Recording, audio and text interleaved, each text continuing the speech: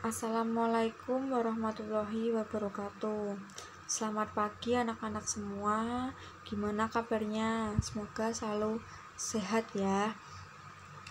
Nah, di sini kita bertemu lagi dalam pelajaran fisika. Nah, minggu kemarin kita kan telah mempelajari tentang elastisitas. Nah, untuk minggu ini atau pertemuan kali ini kita memasuki bab baru, yaitu tentang fluida. Nah, sebelum masuk ke fluida, Ibu akan membacakan terlebih dahulu apa sih tujuannya belajar fluida. Nah, belajar fluida itu dengan tujuan 1. Kita dapat menentukan tekanan hidrostatis dan tekanan fluidanya. 2. Menjelaskan apa itu fluida statis.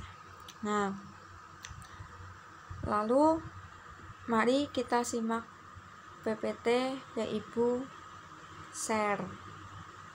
Nah, fluida itu dibedakan menjadi dua, yaitu fluida statis dan fluida dinamis. Untuk kali ini kita akan mempelajari tentang fluida statis. Nah, fluida statis itu juga dibedakan menjadi dua juga, yaitu fluida statis pada tekanan fluida dan pada tekanan hidrostatisnya. Lalu sebelum kita masuk ke tekanan fluida dan tekanan hidrostatis, Ibu akan memberikan pengertian apa itu fluida statis. Nah, fluida statis adalah zat yang dapat mengalir dan memberikan sedikit hambatan terhadap perubahan bentuk ketika ditekan. Jika dalam keadaan tidak mengalir atau tidak bergerak, zat cair dan gas disebut dengan fluida statis. Contoh dalam fluida statis ini adalah air dalam bejana, air danau, dan gas dalam tabung tertutup. Lalu, fluida statis ini memiliki sifat, yaitu sifat massa jenisnya, tekanan hidrostatis, gaya angkat, tegang permukaan kapilaritas, dan vikositas yang akan dijelaskan sebagai berikut ini. Nah, kita akan mempelajari tentang tekanan fluida terlebih dahulu. Nah, tekanan fluida adalah tekanan gaya normal atau tegak lurus yang bekerja di suatu bidang dibagi dengan luas suatu bidang tersebut. Atau tekanan fluida juga dapat dikatakan sebagai gaya persatuan luas. Nah, tekanan fluida ini dapat dirumuskan sebagai P sama dengan F per A.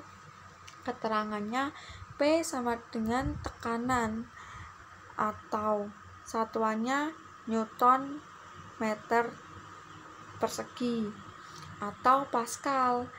A merupakan luas bidang, satuannya meter persegi. F merupakan gayanya, satuannya Newton. Nah, jika tekanan atmosfer di permukaan zat cair itu adalah P0, maka tekanan mutlak pada tempat atau titik yang berada dalam dalaman H adalah P sama dengan P0 plus Rho kali G kali H. Dengan keterangan P merupakan tekanannya, P0 merupakan tekanan mutlak, Rho merupakan massa jenis, G merupakan percepatan gravitasi, dan H merupakan kedalaman. Lalu adapun untuk keperluan cuaca digunakan satuan atmosfer atau ATM, cmhg atau mmhg, dan milibar atau mb. Dengan 1 mb sama dengan 0,001 bar. Dengan 1 bar sama dengan 10⁵ Pascal. 1 ATM sama dengan 76 cmhg sama dengan 1,01 kali 10⁵ Pascal. Dijadikan bar menjadi 1,01 bar. Lalu contoh penerapan pada tekanan fluida. Nah, sebuah kapal selam menyelam di dalam 5 meter di bawah permukaan laut. Laut memiliki massa jenis 1,03 3 kali 10 pangkat 3 kg per meter kubik, dan tekanan udara di atas permukaan laut 10 pangkat 5 Pascal, dan percepatan gravitasi bumi 10 meter per sekon kuadrat.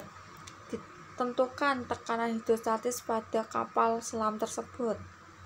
Nah, pada soal ini diketahui hanya yaitu 50 meter.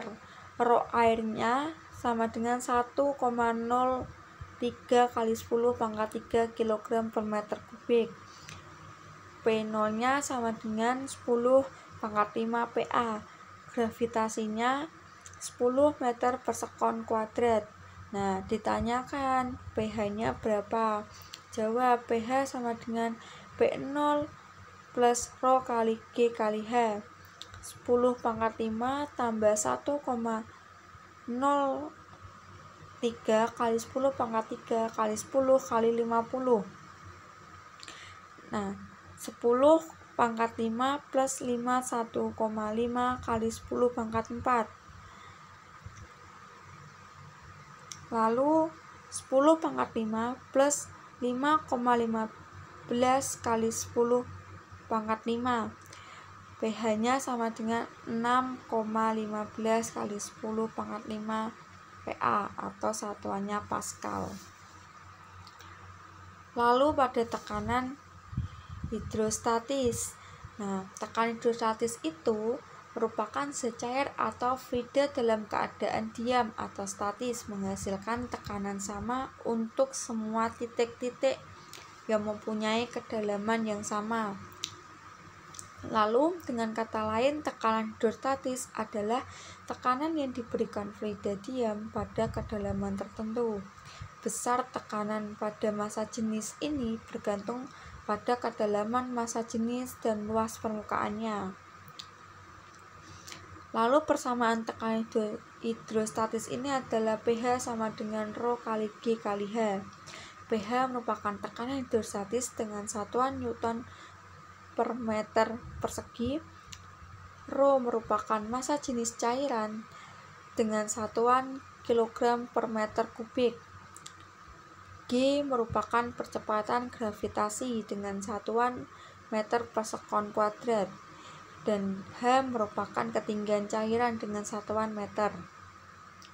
Untuk tekanan total dapat dicari dengan menjumlahkan tekanan hidrostatis dengan tekanan udaranya. P total sama dengan pH plus P0.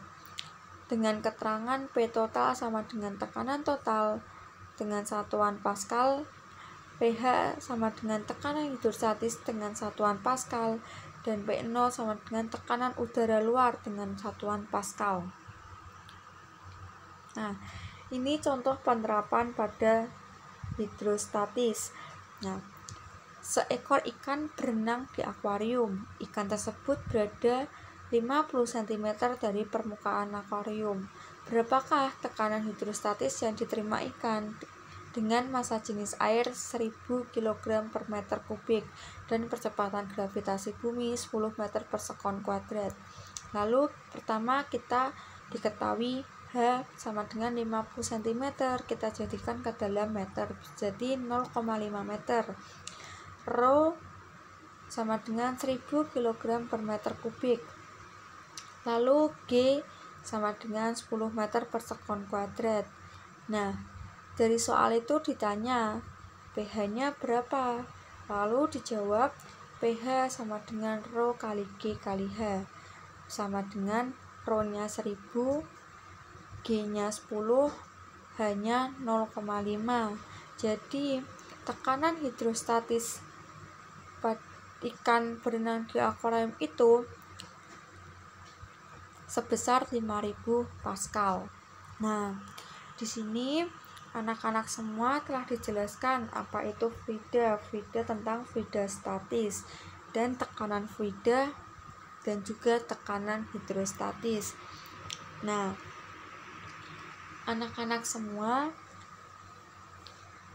Ibu telah menge-share atau membagikan soal yang akan dikerjakan untuk tugas kalian di rumah. Sebelum mengerjakan soal tersebut, lihatlah contoh atau petunjuk soal tersebut, bagaimana cara mengerjakannya, lalu mengirimnya menggunakan apa, dan juga batas pengumpulannya hari apa dan jam berapa. Nah, anak-anak semua juga bisa dapat bertanya pada kolom komentar YouTube ini atau kolom komentar yang ada di Google Classroom. Nah,